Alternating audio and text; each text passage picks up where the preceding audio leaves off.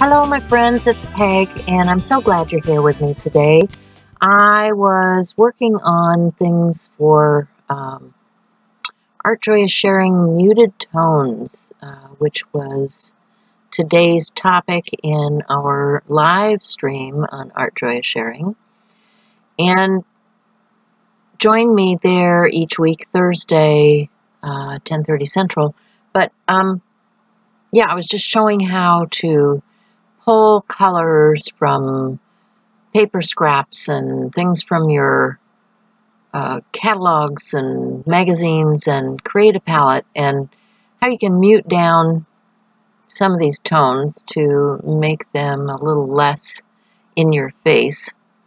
So I was using Distress Oxide inks today. I didn't have time for paint to dry, so I thought I was going to work with ink because, you know, I like ink. I do like ink. It's one of my favorite things in my studio. So I'm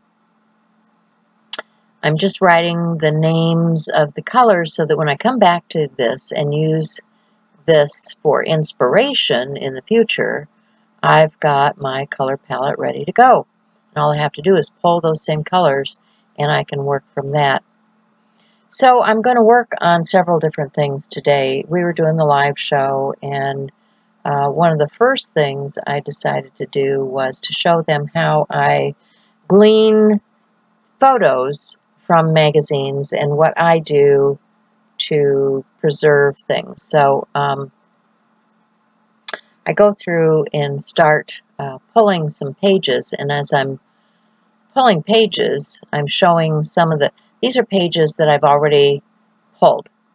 And this is what I do. First I go through and I pull pages, and then I start doing some fussy cutting to save some of the images that I want, or, you know, like in the case of some of those, I'll tear them down and use them in my inspiration journal and create a color palette from it. But I'm also liking these black and whites that I'm seeing in this fashion magazine. Now here I am really attracted to those bright colors and the lettering. I mean, I love letters out of these things. Chanel classic lettering, right? There, look at that lovely, lovely color. I mean, you can make a color swatch out of that. Flipping through, finding things that interest me. There's some more wonderful colors. Those would go with the colors that we just pulled. So I'm starting to build a palette. Here's a really interesting image that I would probably just change the model head out on, maybe put an ostrich head or something onto. Liking this with the legs up in the air, and this one looks like little leprechaun boots because it is, you know, St. Patrick's Day, right? And we're talking about green and leprechauns and all of that in the chat. So here I have a few of those high contrast pages. And I thought, well, as long as I've got these, I'm going to show them how to do a quick image transfer. So I've got my 6x6 gel plate out. I'm sorry I did not have the camera focused very well here. But what I do is I get some black ink. This is just a standard ink. I'm saying ink, it's paint. Black paint, acrylic paint, and put a little bit down on my gel plate. You don't want very much, you just want a light coating on your gel plate, and get that rolled out in a nice thin coat. There, I did a nice adjustment so we can get the whole plate in the picture. So you can see I've got a nice thin coat. I'm going to pick the image that I want to transfer and put that onto the paint. And then I'm going to get a piece of copy paper. There you can see it's transferred to the plate. So now I'm going to get a piece of copy paper and I'm going to do my transfer. And there you have it. Quick and easy gel transfer. So I'm going to do a couple of these. My plate was dirty, so I've got a couple of spots that didn't turn out all that great. But, you know, if you want to do transfers off these magazine images, what you want are good quality magazines. This is a fashion magazine, so it's got good quality paper and ink. And, you know, it's not too thick, not too thin, but just a really good quality paper. So I'm going to pull that print, and yep, that one transferred too. And then I decided I want to add some glazes to the background of this image. I end up using this on a page today.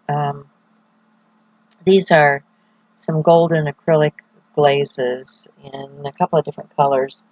I have a cobalt green and a yellow ochre. And then I'm also going to add some nickel azo gold in a fluid acrylic because I love that color. I just, you know, I practically could drink that. It's so pretty. And I was looking at this picture of a Baltimore Oriole earlier, and, you know, those orange tones are just speaking to me today. But we're trying to mute it down, so we'll use a little nickel azo gold. So there I've got it. There's my image transfer with some glazing on it, and there's another image that would make a really cool transfer. I'm talking about using text in a transfer also, but we're going to move on and do something else. I do invite you to come and join us in Art Joy of Sharing. These are just, you know, the daily, or excuse me, weekly live shows that we do, but we have monthly prompts that go on all month long, and muted tones is what we're doing in the month of March. So I'm looking at that page for inspiration, and I'm thinking, well, what do I want to do? And I thought, well, first thing is I would glue some paper down, and I thought, no, you know, since I've been fooling around, I don't really have time for that because it's only an hour and a half show. I can't do everything in an hour and a half show. So I'm going to put some gesso down because I see a little bleed through on that page. This is an art journal from Diane Reevely. This is a smaller one, a bound version, and I like these journals. They have kind of, what do they call that stuff? It's like tag board pages, so they're smooth, and yeah, I like them. So I was showing these masks and stencils that I just cut out of some recycled material that I have here in the studio. So I'm going to use this circle mask and some of those Distress Oxide colors that we picked out. I'm just going to start applying some color to my page. And remember, these are the colors that we picked out from our palette. So I've already selected the colors that I'm going to be using here. You can see they're muted, lovely tones, not real blue, not real gray, not, you know, they're blended tones. And that's a mustard tone, which is not a real bright yellow, it's just mustardy. And yeah, so I'm going around and I'm just creating some texture in the background using this mask. I decide eventually that I'm going to use a couple of different sizes and use the green and the yellow and the blue tone in the background. And then I'm going to use a gray-blue tone for my stamping. So I'm going to go look through my stash, and I was thinking what I wanted on here were some leaves. And I thought, well, what do I have that's kind of branchy, kind of leaf-like? And I remembered that I had this stencil. I've got the stamp set from Diane Reevely. And when I'm over there looking at the stamp sets from Diane, I've got all my Stampers Anonymous stamps together in baskets. You know, I've got Diane and Dina in one basket, and Tim Holtz in another basket. You know, so I'm going to go looking for the things that I thought I might use. Now, this is a stamp set that I got not too long ago, and I haven't used yet, and it's calling to me because The quote on there is just where we are today. Shell was not really feeling the subtle tones, and so this quote was just perfect because it says, "I was not made to be subtle," and it was so true today. Shell was into her bright tones, and you know, sometimes the colors just speak to us. I'm still trying to stay more muted, so I'm using those muted tones to stamp my image with, and the background of this, the page underneath is not perfectly smooth, so it's not stamping the best. I'm trying to, where it's not stamping well, I'm trying to blend the ink out a little bit and get it to fill in just a little bit better. And this is another stamp that's part of that same set, so you can build your branch the way you want it to. So, you know, it's not just one stamp, it's like 3 different leaf stamps that you can build your branch with. So, what did I do next? Oh yeah, this stamp set, like I said, it was calling to me.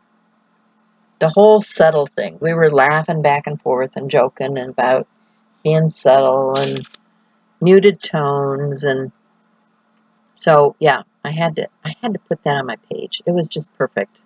It was the thing for today. Didn't stamp the best either, so I'm just going to get out my Posca pen and fill in the letters where it didn't fill in. You know, you can touch up your stamping. It's no big deal.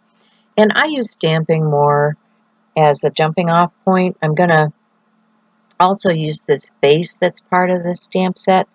And you'll see that it ends up being altered because I do some pen work over the top of the stamped image. So I like that. And then I'm going to ink up. I need a larger piece of plastic to mount that stamp on because it's kind of a big stamp. So I'm going to grab this one. This is a piece of plastic that I use for a tool. It's also from Diane Reevely. And so I've stamped the face, and I'm going to use some glazing and some pen work and some colorizing here just to complete this and bring it out more so that it's more of a focal point on the page.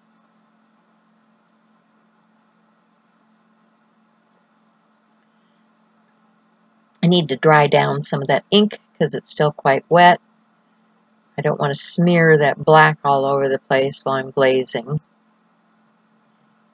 And getting some of that green. It looks almost like she's wearing one of those skull cap stocking thing hats, you know, that, I don't know what they call them. They tie these scarves on their head, and I can't wear them. My head doesn't seem to want to keep it on, so I envy anybody that can wear those scarves on their head. It just falls off of my head. So I'm mixing up some of the green with some of that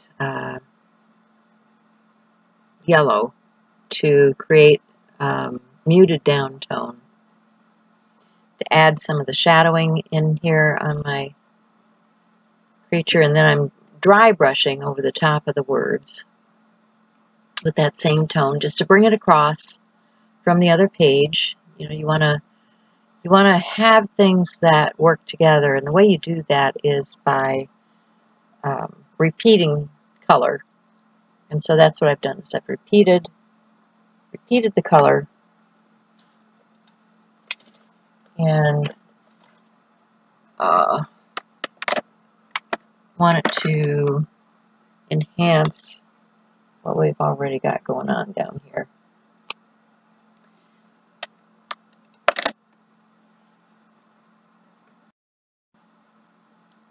So we're about at the end of the show. like I said, it's an hour and a half show. It's only so much I can do and show in an hour and a half. So I'm going to put some words around the edge. You probably can't read it. Anyway, it says something about not being an echo and hear me. And as I'm finishing up this, I realized I dropped her shoulder off, so I need to add that later. But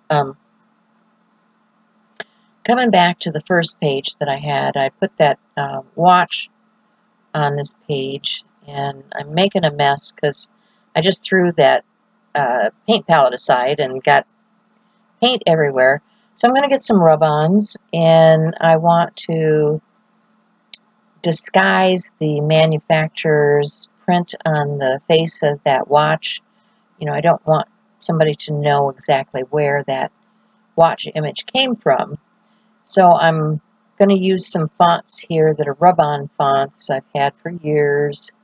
And, you know, we keep this stuff forever. And it's got, I love these because they had multiple letters in them. So they went a lot further than the ones that were just individual letters. So I'm saying timeless classic in my rub-on and written letters. Like I say, we're out of time, so there's only a little bit left here.